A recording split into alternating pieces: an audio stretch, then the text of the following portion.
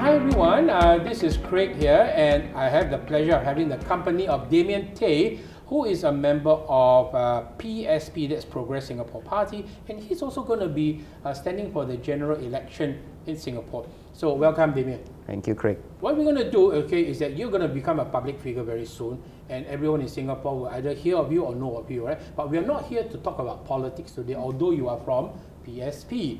The purpose of our one-to-one interview with you is to find out a little bit more about Damien, a bit of your personal life, you know. And of course, he has agreed, and he'll be sharing with some pictures, you know, of your photos when you were a kid up to the current moment. Without further ado, Damien, were you born in Singapore? Yes, of course. Born, bred in Singapore. Born, bred, raised, did a national service, the whole shebang. Did the whole thing that what a Singaporean boy does.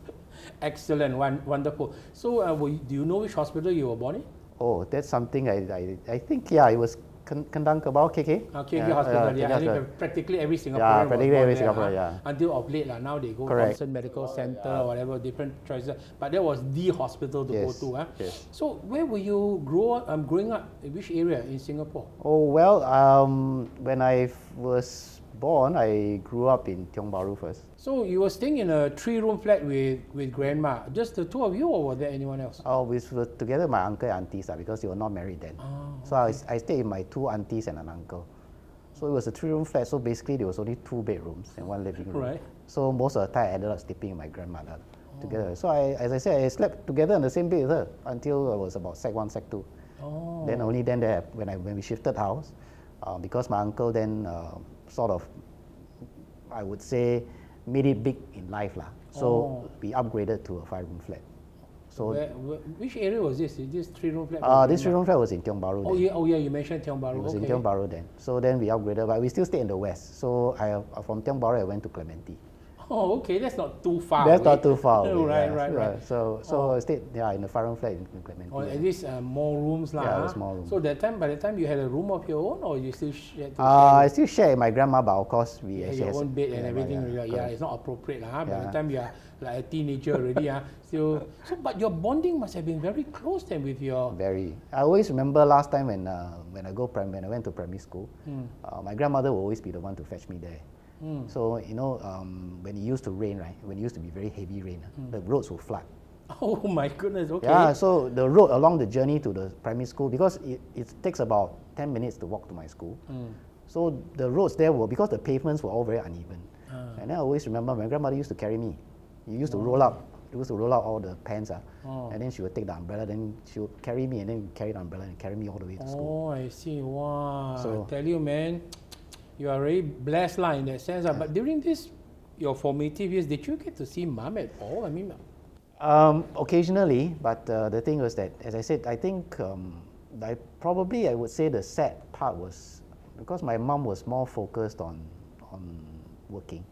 So I think she was more concerned about bringing in the money to support me. So that was her way of. That was in a way to say that, you know, give my support to you . Well, someone has to. I mean, somebody had to bring. Your grandma look after you, and someone has to provide for you. Correct. So, in that sense, my grandmother was the one who gave me the emotional support. The caregiver. The caregiver. So my mom was the one who provided the financial support. Yeah. But the sad thing is, of course, I didn't get to see my mom. Yeah, but do you still see your? I mean, now. Of course. Now it's because now she has no choice because she actually suffered a stroke. Oh, sorry to hear that. So is she staying with you? Yeah. So now she has to stay with me No choice. Oh, don't say like that No choice You want to look after her I mean, at the end of the day, she's still my mom. Yeah, of course. That's the bottom line. Of course. I mean, 没有功劳也是有苦劳 right? As they say, right? She has provided. Yes. For your upbringing. So no matter what, I mean, you have to look after your mom. It's the right thing to do. It's the right thing to do. Oh, is she mobile or is she? Yeah, she's mobile now, as compared to a few years back when she had a stroke. When she first got it, so she's able to walk now. She's able to walk, but of course she has the fear falling and all. Falling down and all that. But you may have the frame. Or have the frame. Yeah. She will need to have a walking stick. But she can't walk for very long distances. So if we go out for very long periods of time, she needs to be on a wheelchair. Oh, okay. Because physically she's quite weak. I see. So it's good at least to know that you and your mom, you know, you're still looking after her. Yeah, As you yeah, say, yeah. no matter what, she's still your mother, right? Yes, yes. Some people never resolve these kind of things, you know, and then they carry that very negative emotion all through their life, which is sad. I'm happy for you, you know, that at least you have managed to overcome those things. So which primary school did you go to? I went to Delta Circus, no longer known. There was a school called Delta Circus. Well, not very imaginative, right? Come up with a name like Delta Circus. Yeah. I mean, Delta Primary School that sounded better than Delta Circus. Okay. In fact, the next door was actually Delta Secondary School. Then why did they just call it Delta Primary? I don't know lah. I think I know why, because further down the road there was actually a circus, you know, those circle road which like in Newton Circus. Yeah. So that's why they named it probably after that. As though you're like a circus, you're training all the acrobats or whatever. Yeah, but it was quite fun at my primary school, honestly. I was quite a precocious kid then. And then I used to play catching and all that. What was my favorite game? We play one leg and all that. I don't think people know nowadays lah. What is that? So I used to go there, and then because we used to play with the primary 8 students. Got primary 8? Serious? We got primary 8? Primary 8 means retained students. Oh, okay. So I had that in my time too, so they were overgrown primary children. So we used to play catching them because because we were primary 3 then, and then you have people who are actually primary 6, so they're actually 13 or 14 years old. Oh, okay. So you just imagine you play, and then we were actually really very rough. Then most of the time when I went to play, then I came back with torn shirts and everything. I went back home, I always get a good hiding from my grandma. Because he said, you know, you go to school to learn, but not so to... So what else did you play? I mean, did you do those things like catch spider lah, go long catch spider, all this sort of thing. I mean, during recess, I mean, if there's nothing to do, right? I mean, there's a time you can really be free, ma. So I didn't really like to study lah at that point. So up to primary 6, then after that secondary? Secondary, I went to Tanglin Tech. Tanglin Technical. Okay. Then all the way to Tanglin Tech. Then did you go to JC or? Yeah, I went to JC, but I didn't do that well. Which JC were you I went to Yishun Junior College at that point in time. It's quite a far distance there. Wow, you have to travel so far to go to Yishun JC. Honestly, my opinion is that I actually regretted that decision. Oh, it's a bit late to regret now, but anyway, it turned out pretty well. But why so far away from where you were staying? You see, because at that point in time, my results was not very good. Okay, so I barely made it. So at that point in time, actually I was given a choice to go either poly or JC. At that point in time, I already had a girlfriend. So my girlfriend was looking at me and said, I think you better do better in the poly, you know. But I didn't listen to her because, you know, the last time, you know, you didn't have so much options like now. You know, if you go to poly means you probably can't make it to university at that point. Oh, really? Yeah, that was the thinking during most of the during my time. So never mind, I mean, I just took the plunge. But I would say that even though I didn't do that well when I was in JC, but I enjoyed the time when I was there. I really enjoyed the time because that was the time I also had some form of freedom. So how long do you have to travel one way to get from? Yeah, that was, I would say, it took me, that time they didn't even have the MRT then. I still remember. The MRT was in the midst of constructing because the North-South line was the first line. So I think it was only the final year, then the North-South line came up. Started running. So it took me almost 1.5 hours to wow. So that partly, that's 3 hours every day. So that partly contributed to also the reason why I didn't do very well. That's why I regretted the decision, because the traveling itself killed me. It killed me. It really killed me. So even though there were some activities I wanted to join, I really couldn't participate fully, because just imagine if let's say the activity is early in the morning, right? 7:30, 8:30, you can imagine how to reach there in time? I gotta take the first bus. Then you gotta wake up at 4 a.m. or 5 a.m. So I made sure that when my son went to school, right, wouldn't repeat the same mistake that walking distance. So he can actually not literally walk to school. So I made sure I didn't make that same mistake again. Okay. Based on experience, but that means 2 years you have to endure that kind of thing. Wow, quite xiong. Yeah, so I suffer in that sense. I suffer. Okay. Yeah. So after that, army. Anyway, let's look at some of the pictures that you brought. Okay, let's look at what's the first picture you have. Oh, that's you. Yeah, that's me. Oh, a handsome boy there, crew cut hair. Yeah. Oh, do you still have that teddy bear? No, but the thing is, actually this photo was actually framed up. So it was actually a bigger size photo. So it's the only photo that I had. Was it done in the studio? Yeah, it was done in the studio. Right? Because there's some name at the bottom. Correct, it was done in the studio. Oh, that's your name there. Okay, oh, cool. Yeah, so it was done in the studio. How old were you then? I think that was 5, 6? Yeah, about there before, I think I was in kindergarten then. Oh, kindergarten, yeah, I would have been about 5, 6 So I was before in entering yeah. primary 1. So, but because as I say, I stayed with my grandmother, and my grandmother was not very literate in that sense. So cameras at that point in time, I would say were not cheap. Yes, of course. So I didn't really have much photos. Much pictures. Take much pictures. So this was actually one of the few photos that I had. Oh, so this is very precious. Must take good care. At least you have digitized it. At least it's something that you will have for the rest of your life. And then you store it in the club. And by the time you become a great grandparent, this one my akong. Correct. Okay. Let's look at the next picture you have prepared for us. Wow, where is this? This was in Taiwan. Then after the R&R. It was memorable in a sense because, my army days was quite bittersweet. When I was serving in the army, I remembered in the second year, my section commander died. Ayo, what happened? In an accident. Ayo. Okay, it was a training accident. That's why I say it was bittersweet, because he was actually a very, very nice guy. Among all the section commanders, and he was genuine. So he really cared for... Was he an officer or? No, he was only an NCO. Oh, NCO, okay. Yeah. So it was very sad because that incident really left a deep imprint on me. Somehow I always felt that the situation was very unfair. To me, I always felt that the thing was, he was supposed to ORD. Oh my gosh. Yeah, he was going to ORD in about 4 months' time, but because we were short of manpower, they had to call him to join in the training. So when the accident happened, I always remember that when the accident happened, all of us were in a state of shock. And at that point in time, they also held a board inquiry. There wasn't any complaint. Was it here or overseas? It happened overseas. Oh, it happened overseas. Just like the recent one, the Aloysius Pang, that thing. So that's why when I see all these training accidents happen, right, it always triggers something in me that, it could be prevented. Could have been prevented. Could have been prevented. Yeah. Oh, so that's why it was something bittersweet. The other thing that was bittersweet was also, I remember after we came back from, because this was close to my ORD date already. So that's why I took the photo to remind myself, going to ORD soon. So what happened was, on my way back, one of my platoon mates actually had chicken pox. Oh goodness. So you all kena?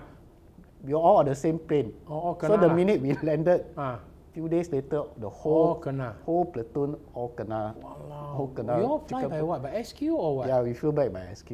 I mean, whole chartered by very army guys. Okay, very army guys.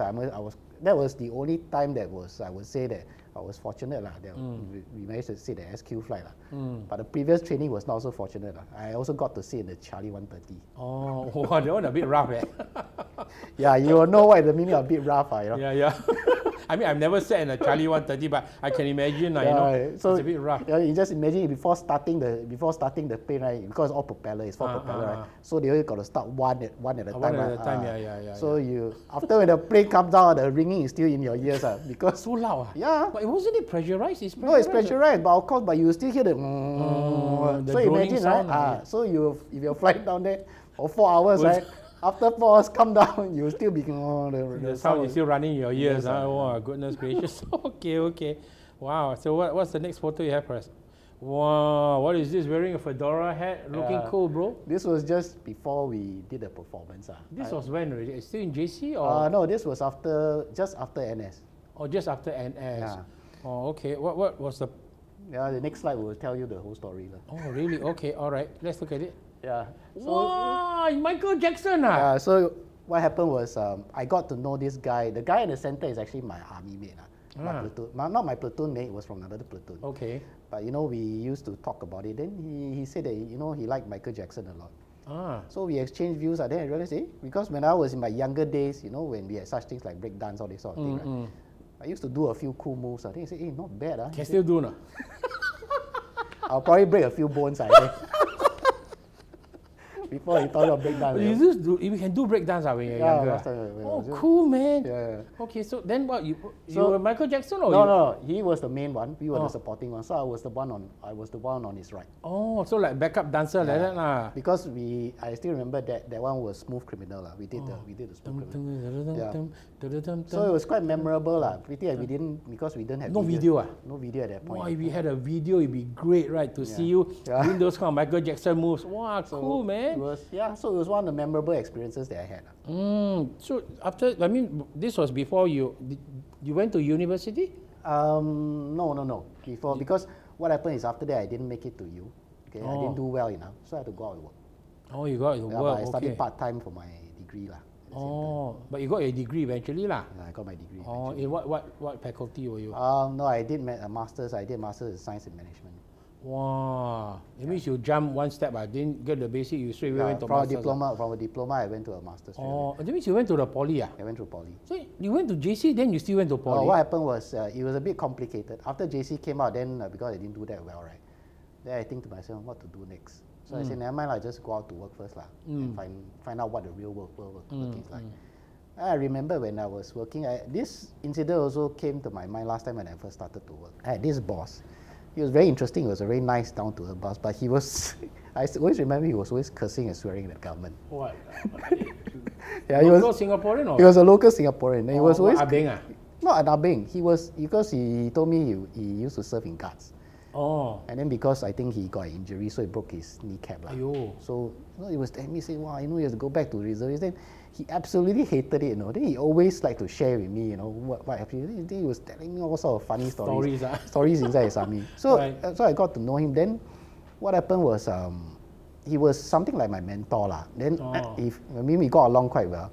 Then the other incident I always remember was he was always cursing and swearing at one of his colleagues. Then I was wondering why. And then one day, then I overheard him say, "You bloody Malaysians, come down here, take our jobs." And then now that I'm here today, I realize that, wow, his words really come back to haunt you, all of a sudden. Oh. Yeah, so because I didn't know what was the difference lah. Then he told me, say, they all don't need to serve NS or we have to serve NS. Oh, yeah. I mean, they are not a citizen. They don't have to. Yeah, so, and I remember the guy was laughing away at him, because what happened was, I think he was quite angry. Not only serve NS, right? I mean, all the Singaporean, the boys all have to go and do reservists every year. Yeah, so that's the part also he was very upset about lah, in that sense. Right. So it was kind of funny lah, But then one thing that rang out to me was, he told me, Damien, if you want to succeed in life, he said, you just want to base on this piece of paper or yours, you want to go nowhere. Okay lah, that sort of started me on the motivation that I had no choice lah. As much as I hated studying, okay, I had no choice but to go back to my books lah. Oh. So I had to study part-time. So I studied part-time all the way from a diploma all the way to a degree. Well, at least you got it right. I mean, so working and studying is really no joke lah. So I can understand those people who really work. You really have to respect them, because time management is really very crucial. You're not alone. You're in good company. I've interviewed some of your PSP colleagues. Quite a few of them had to go through the same tough route. And the scholar type, no scholarship, no nothing. Work and study. All graduated and still. I mean, for those who don't know, will think that you all got an easy life and all these sort of things. So you are tested lah. Yeah, so in a sense, we have a balance of both. You go through the hard knocks. You go through the hard knocks of life. You realize that you can't take anything for granted. You can't take anything for granted. So that sort of toughened me up lah, other than when I was in NS. Okay. So at least, I mean, good for you lah, that you have persevered and got your masters and everything. What about this picture? Is this overseas or where was this? Yeah, just now I was just talking to you. This was in Sentosa. Wow! It looks like you quite. Yeah. I thought you were overseas. I don't think many people will know, but because I think that was when Sentosa first opened the resort. Okay, so they marketed it sort of like a resort kind of thingy. So this was one of the places. It was like a quaint old Chinese house lah. So you can't see really inside. So, but the thing is that it was modeled like an old Shanghainese house. The facade, the facade looked like that. So I found it quite very quaint, very interesting. Then I was imagining myself, wow, how nice, Who took the picture for you? That was my girlfriend. Oh, your girlfriend took the. Oh, that time got girlfriend. Yeah. How old are you then? That was probably 23. 23. 23. Oh, so did she become your wife? Yeah. So she became a wife. So she's your ex-girlfriend. Okay. Is there a picture of her in here somewhere? Yeah. Is that the same? Yeah, obviously. You better make sure it's the same picture. If put anyone else, you're in deep trouble. You're on your own, man. If you put any other photo by accident, no. Since you're going public, you can't.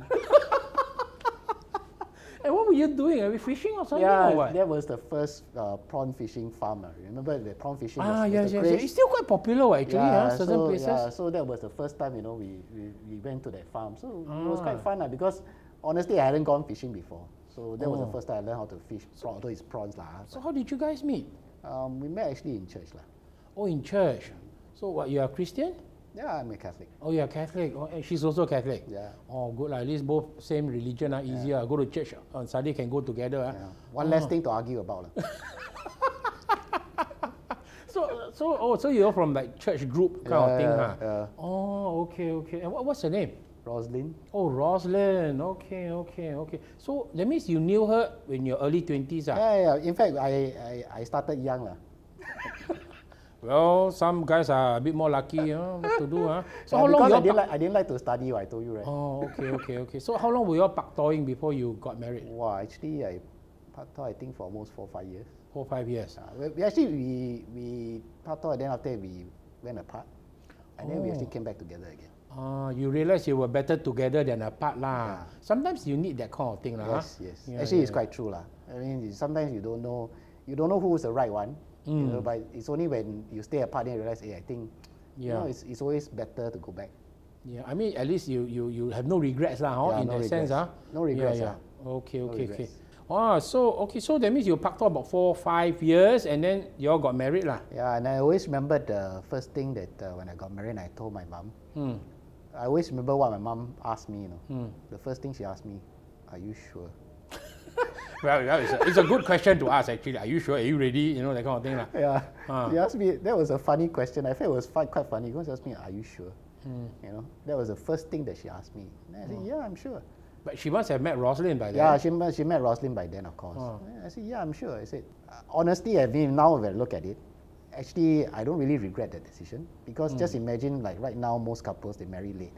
Then when they have children, they realize that when they grow older, they realize, oh, my children are still very young. Yeah. So for me, in a sense, I honestly think that if you marry young, okay, I mean, you can start a family later, but if you marry young and you start a family when you're young, actually it brings more benefits. It's, of course, as I say, it's really tough. I mean, I have to admit, being a young couple then, it's really not easy. Right. So how did you propose to Roslyn? Are you like most Singaporean men, dear, shall we book a HDB flat? Or you did something better? Actually, it's quite true. That's why Singapore guys, I tell you something, you're very predictable, right? Yeah, but not romantic at all. Yeah, that's why my wife told me, but my wife was quite pragmatic also. Because she did tell me, said that, if you're really serious about it, let's go to the HDB together. Oh, she also agreed. She was quite pragmatic. She was very pragmatic. Because the next thing is to have a house, right? Yeah, correct. So she said, I think what's most important is you need to have the house first. Okay, so okay lah. I mean, so where did you stay after you guys got married? So what happened was because we were waiting for our house to be ready. But a bit that before. Time wasn't called BTO lah. Just do a booking. Do a booking lah. Oh, okay. But before that, the interesting thing, just a bit of nugget to share. The day I got married was, I didn't even know, when I actually booked the date. Because when you book, you have to book 1 year in advance, right? So the day that I got married was actually the day that Singapore last won the Malaysia Cup. Oh, really? Wow, so the whole nation was celebrating with you lah. Yeah, so I still remember when we had the wedding dinner, then, my brother-in-law came to me and said, hey, can set up a TV, we all want to watch the Malaysia Cup. So they were more interested in the football match than the wedding dinner. But the hotel was quite accommodating. Oh, okay. So they actually set up a TV, So you can imagine, right? Now you still got cable TV. Now you imagine they drag the cable, and then they had the TV, and the TV was not small. It's about not that big but the bigger type of TV. And then I always remember. So instead of Yam Sing, we always go because at that point in time, Singapore defeated Pahang. I think if I'm not wrong, 4-0. Oh my goodness! So that was, I think, the most memorable lah. So I can imagine at your wedding dinner, right? Suddenly you're like, go! Yeah. So it was really that kind of thing because everybody was watching at the same time. Yeah, talking about the Malaysia Cup, that was during those times where you could really feel the spirit of Singapore, really regardless of race, language or religion. We were at the stadium there, the old National Stadium, screaming our lungs out, referee Kayu! And I still remember at that point in time when we last won the Malaysia Cup, the people who made up the national team were really, we even had foreigners on. Because we had, I still remember we had Abasat, yeah. And we had Jang Jung, who was a Korean. The Korean guy, yeah. So we were really truly quite international. International team. Oh, yeah. But there was one common thing, of course. They fought for Singapore. Yeah. That was a common thing. True. Wow, so what a memorable... It was you see, we didn't know, like just coincidentally. Yeah, just coincidentally. On the same day. Yeah, because you book in advance, then the Malaysia Cup dates normally you wouldn't know. So where was your wedding held? Which church? St. Mary of the Angels. Oh, St. Mary of the Angels. Okay. Lovely. Let's look at the next picture. Oh, that's your boy already. Yeah, that's my boy. Okay, so you, Roslyn, and what's his name? Clement. Oh, okay. Wow, good. So how many children you have now? One. Alamak, one only. Okay, because my wife actually miscarried. Oh, sorry to hear that. Yeah. Oh, okay. So physically she's not that strong. So by that time, when we really want to think about having more children, you just can't. Yeah. You just can't. Anyway, God has blessed you with one son. So take care of it. Yeah. Oh, okay. So where were you all staying at this point in time after you all got married? We stayed in Woodlands already at that point in time. Oh, your house was you got the flat in Woodlands? Yeah, I got a flat in Woodlands. Where, are you still staying there? Yeah, I'm still staying there. Okay. Yeah, because sometimes as life would have it, it's not that easy. I mean, obviously, as typical Singaporeans, right? You want to talk about the 5 Cs, you want to upgrade and all this. Yeah. But every time when we always wanted to do that, somehow a crisis will always be around the corner. And that sort of put a stop to everything. And in the end, I mean, since we were actually really quite comfortable in the house anyway, so we just said, fine.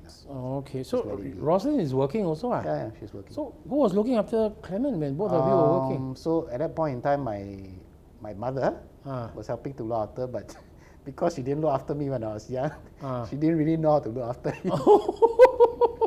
So in the end, we had no choice. We had to go the way where we had employed a maid. So had a helper have a helper, and then it wasn't to help easy your mum to help my mum and then also we also put him in childcare, but it wasn't. I mean, I can always understand parents who have to rush to go and pick up their children from childcare. Yeah. It's really no joke, because you just imagine if you're not working near the childcare, right? And normally the childcare is near your house, right? Yeah, of course. You're not staying near. Because talking about your Yishun Junior College. So you just imagine if you take public transport, all this, then every time you have to pay a fine, sort of like a fine. Being late in collecting your child. Yeah, you didn't know, right? Fine? Yeah. No. You have to. If I'm like right now, if you're late for every 15 minutes, half an hour, they charge you. How much? How much you pay? I can't remember how much they charge. I mean, they're still doing that now. Yeah. Just to make sure that you arrive there on time, because not one of the teachers or have to stay behind to. Yeah, so you're paying because of the fact the teacher has to stay behind to. Walao. Yes. I never had that issue okay. So that's why that's I think part of the reason why many parents no wonder the total fertility rate. Because it's not just I think I can understand, it's not just the question of giving money. I think it's the whole ecosystem that you need to have. And you need to have also understanding employers, who understand that sometimes mothers need to go off, pick up their a bit child early and things. Yeah. So these are the things like it has to all be. All this stress adds up. Yeah, all this stress adds up. So I don't blame nowadays working mothers or whatever, or parents who maybe don't want to have more children. Oh, so that's something that you're speaking from experience, right? So how old is Clement now? He's 22 now. Wow, that's quite a few years. No wonder you say you look very youthful. Then your son 22 already. Yeah. All right. What's he doing now? Is he finish his NS or? Yeah, he's going to finish his NS soon this year. Oh, and then what's he going to do next? He's going to study accountancy finance. Wow. Okay, father also businessman, son also study the same thing. I'm not a businessman by nature. I like to play games. I'm more like. Okay, let's see what's the next photo you have saved for us. Okay. Oh, that was you and Clement? Yeah, so that was the first time, because I brought him out that was a Christmas light up. Along Orchard Road, is it? Along Orchard Road. And then as you can see, because he being the precocious type, he was holding a camera because he said he wanted to take pictures by himself. So, we gave him a cheaper camera, but he took some photos by himself because he always felt that, I like to do things by myself. Right. And you only got one, it's okay lah. We tend to spoil the one, only got one. Right? Okay, look at the next picture you have. Wow, this is nice. Where is this? This was in Korea. Oh, you guys can ski? No lah. Actually, it was more like a pose. But I mean, I didn't fall down. That's all I can say. I could see your wife and your son more steady than Yeah, your leg, because- like so you're going to... quick, take the picture before I fall. Yeah, because my wife actually went to Korea before. Oh. You know, that time, during that time, there was a craze of winter sonata. Ah, yes, Yeah, yes, so yes, she yes. actually went once before. So she told me she wanted Oh. to go back there again. I see. Yeah, I see. So this was a family photo that we took. Oh, okay. That's why I said I see the posture of your wife and your son more steady, More pom steady. pipi lah. Then you are the one like quick before you fall. It's not easy, to balance on this thing. Correct. It's Yeah, not yeah. easy. It's not easy. Oh, so a nice memorable holiday in Korea. Wow, so that was your winter sonata holiday Yeah, with that your was a wife, winter huh? sonata. It was quite comical also, just to share with you, because it was actually quite. I still remember when we went down there. Everything what could go wrong went wrong lah. Oh Basically, my goodness. that was a holiday to remember, both for the good and the bad things lah. And I still remember that the tour guide, because the tour guide was actually the first time that she was taking us there. So he was never been to Korea before. And the best part was, because it was winter, can you imagine, he didn't even bring enough winter clothing. The guy himself didn't bring. A guy or a girl? The guy, the guy. He was a guy lah. He was a guy. Oh, He gosh. didn't bring. So So he you didn't tried to even. borrow from you all. Yeah, no. And most of the time he would be hiding. He'd be hiding under the shelter.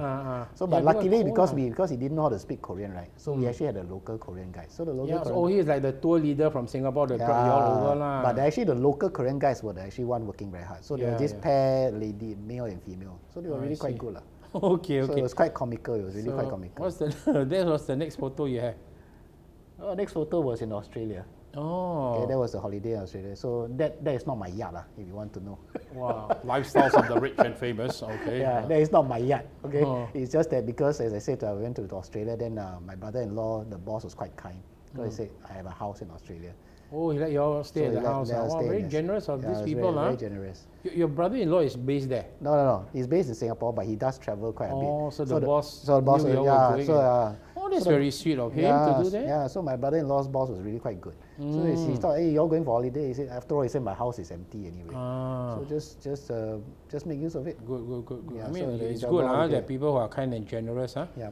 Okay, let's see, what's the next picture you have, and where is this? Okay, this was when I started work in the company, and I had the opportunity to travel to Hamburg. That piece of architecture I found was really interesting, because in Germany itself, this is still one of the few buildings that are sort of classified as protected. So they can't demolish it. So it was it's their parliament house, actually. This is in where? In Germany? In Germany, Where in Hamburg, Germany? In Hamburg. Oh, in Hamburg. Sprechen Sie Deutsch? Yeah, I don't speak Deutsch. Nine. Nine. Oh, okay. Nine means no in German. Yeah. Okay. So I mean, other than, of course, what I didn't know was that was my first time there. Okay. The funny thing was, this was the daytime. It was on a weekend. I mean, the interesting about Hamburg is it's quite similar to Singapore because it's near to a port. So they actually brought us on a cruise tour also, along the port. I don't think many people know Hamburg is also known for another thing. So which is? Yeah. Do you know? No. I've not been to Hamburg. No. Okay. So what happened was they told us. No, tonight what happened was after when we finished our meeting. So in the night they said, okay, tonight we're going to bring you to the Reeperbahn. What bun? Reeperbahn is their German. German. So I said, what is that? He said, don't worry, just come along and you'll know. So when we went down there, we realized, oh, Reeperbahn is actually one of the Hamburg's. It's their red light district. Oh. It was their red light district. But we went as a group because it was more like a educational kind of tour. Okay. So it was really quite an eye opener because. Just like the famous one in Amsterdam. Yeah. So to us, it's like a tourist attraction. Tourist attraction, yeah. Yeah, of course. I mean, you can do. Not sleazy, lah. It wasn't that sleazy, I would say. But of course, I would say that. I mean, honestly, if you see those sex workers when they are working, right, it's really tough job. Yeah. You know, actually, they are perspiring all over. And then to me, is when we went down there, it was so interesting because. You know, it's all very open, right? So today it's like nothing. You know, it's not like Singapore. Everything is so hoisted, so censored, right? So sanitized. Yeah, so sanitized. But the best part is I still remember about the shop. One of the shops that sell all those porn things. Right? The shop was white in color, you know. Oh, okay. The whole shop was white, and then the thing is, the lights were as bright as this, you know? So you can't miss it, you know. From far away, you know, wow, that shop for sure. So it was quite an eye opener. Okay, interesting. So what's your next photo you have for us? This is Hamburg.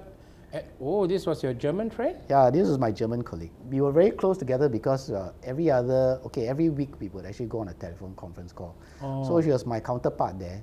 And I think why this photo epitomizes the fact that no matter how old you are, you can learn new skills. Because she was actually with the company for more than 20 years. Oh. So she worked in production, and then after that, slowly she went into admin and all that. So she went into sales administration. So along the way, she had to learn about new systems, and I was quite impressed because nowadays we learn about computer systems and all that, right? When you think about people who are too old to learn and all this, I don't think so, because, but one thing about, I think the German culture was that they valued their workers and their experience. So if they couldn't find, if you felt that, okay, maybe you're not really suitable because of your age to work in that kind of environment, right?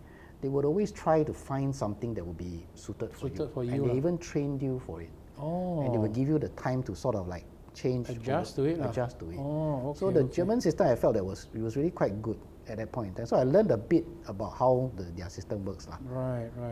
So, you know, it's not like here in Singapore. Here, they'll drop you without a moment's hesitation and replace you with a cheaper... Okay, we shall not go there. Sensitive. Let's look at the next picture then. And this is? Yeah, this one was also in Hamburg, and that was because of the distribution center they just set up. So it was the size of 4 soccer fields, and that was the first time that was the first time we saw a fully automated, almost fully automated warehouse. Oh. And you practically didn't really see much stuff. So, you know, I think this is also reminiscent, and that was about probably 5-6 years ago. As you know, because Germany also their labor is quite expensive, right? This person, because he was the director of operations there, so he shared with us, they rely a lot on automation. Oh, to increase the productivity. So you actually saw very little workers there. In fact, the workers that they had there was only mainly because there are some things like packaging and all this, right? You have no choice but to use these workers. But even those racks that you see on there, right? The other racks, right? They could actually be shifted, you know. Wow, so high-tech. Yeah, it was actually automated. So it's not like what you see like Alibaba, right? Alibaba has even taken it one step further, whereby they have automated bots moving. So this was already at that point in time quite advanced already. Because the racks could actually be shifted. So you didn't actually need to move a lot of people. So those are your Singapore colleagues? No, not my Singapore colleagues, but rather just to show that how international we were. My colleague, that one on the right was from China, the one on the left was from Taiwan. Oh, and Singapore is sandwiched in the middle. Oh, so a very international base, although you're all Asians, Chinese. So we're all Asians, so we're all Chinese, but the fact is that, you know, we had one thing in common, and that was because we worked for the company itself. So it didn't really matter which nationality we came from. Interesting. Yeah. All right. And this one, or celebration, makan? Yeah, this was makan. This was one of the D&D. So this was some of my team members and some of my colleagues who worked together. See. Okay. And we all had a nice time. Great. And, wow, like Men in Black, this one? This one like Men in Black. Oh, okay. So this was something that I really enjoyed because they were not my staff, but rather my working colleagues. So we had to work closely with them. I see. All male? No lah, of course we had females lah, but it's just that we had those that all females and all males. So I decided, well, you know, since we were all dressed up in suits, right? And that was the first time that we can actually stand together because for a photo opportunity. That was the first time we had the first double story boutique. So it was the opening. Okay, so what do we have next? Yeah, this is you and your? Yeah, this is my son now. Oh, Clement. Oh, so Wi-Fi you took with your son? Yeah, that was the first time I tried the Wi-Fi with him. Oh, first time you tried. You must treasure these moments. They don't come very often. Correct. So while I was waiting at a bus stop, because why I treasure this moment was because when we were waiting at a bus stop, and he was having his internship then. And then he was sharing with me all the work issues that he had. Then that sort of opened my mind a bit and said, oh my God, I realized all of a sudden that he had really grown up, that he was no longer the kid that I used to know. So what was it he shared with you about his internship? Was he happy, not happy, or what? Any issues? I think one of the first things that he shared with me was, I don't understand, he said, even in my field, he said, I don't find many Singaporeans. Oh, wow. Yeah.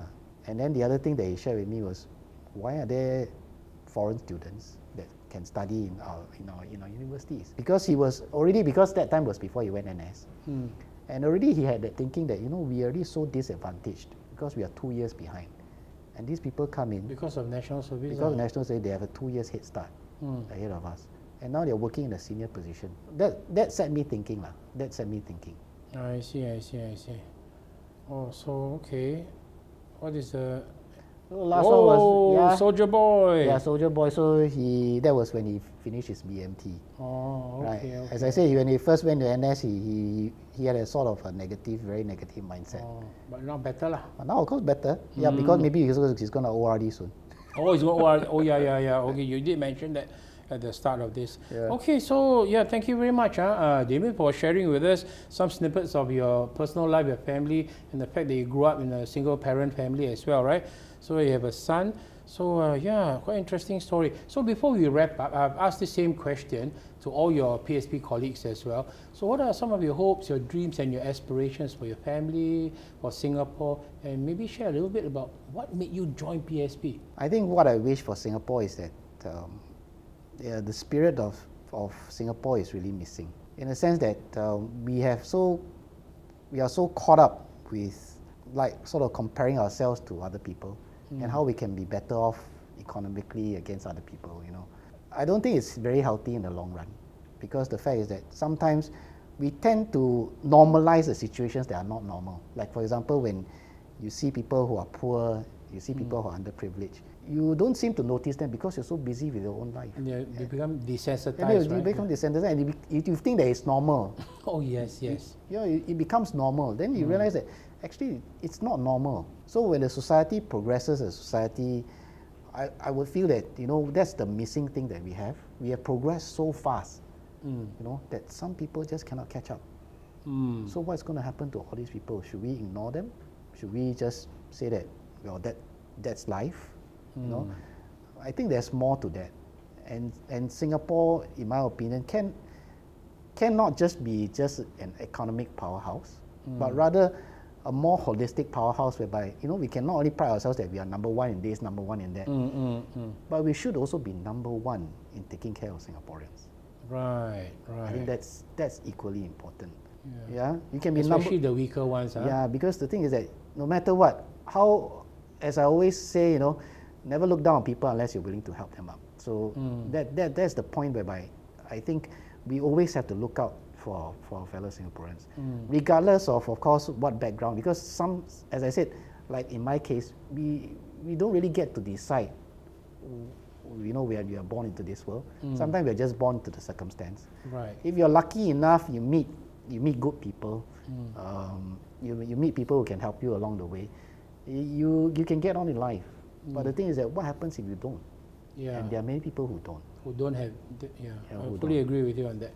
Fully agree. So what was the main motivation for you to join PSP? You want to make Singapore a more compassionate society? Yeah, I think that first of all is most important, and you know, to have that kind of feeling whereby being a pragmatic Singaporean, of course, money is important. Nobody is denying it. Yeah. But I think it's more to that point whereby you need to look behind you and look and say that, hey, you know, that fella is struggling. Yeah. You know, and we need to see what we can do to help this person. You know, of course, there will always be inequalities. We have to accept that. But there must be a line drawn whereby I think the person's dignity should not be compromised. Right? I think we have reached a stage whereby sometimes I feel that a person's dignity is really, really compromised. Because just to share with you a bit, like my son went through the education system, and he went from mission school to a normal school, and he himself can tell me not all schools are the same. Right. So if you look at it from his perspective, you can realize that yes, it is true. And he told me, said, I mean, that sort of matured him in that sense. And I think the hard-hitting sentence was one day when he shared with me, one day when he was in a canteen. He you know, to him, food is very important.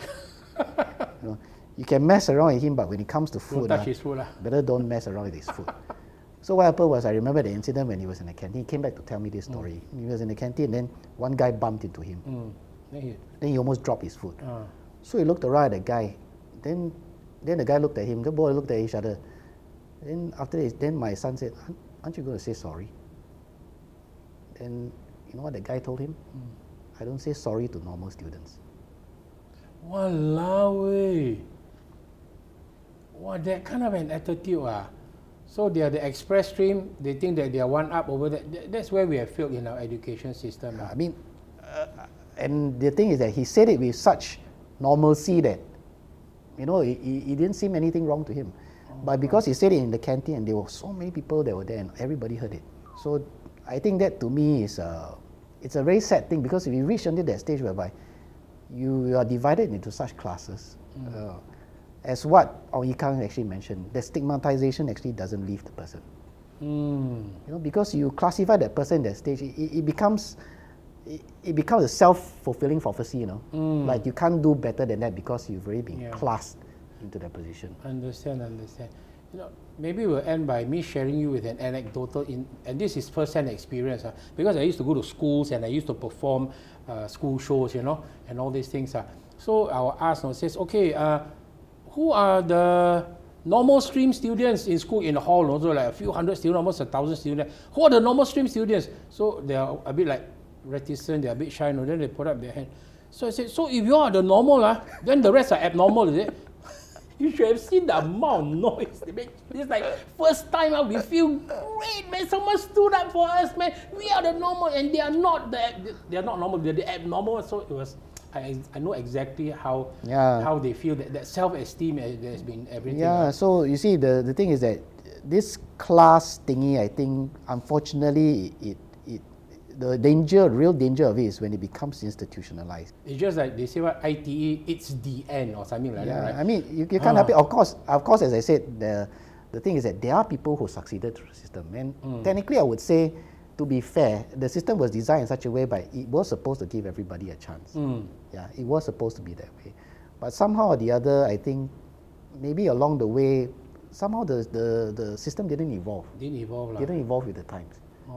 So that, I feel that is really a real danger. So probably that's something you can choose to focus on and bring it up when you're in Parliament next time with Dr. Tan Cheng Bock, right? All right, man. Thank you very much. But we rely very much on Singaporeans. So you have to believe in us. Okay. I hope that all Singaporeans will give all of you who are standing for GE as candidates will give you they will give you the support that you all need to march into Parliament with Dr. Tan Cheng Bock.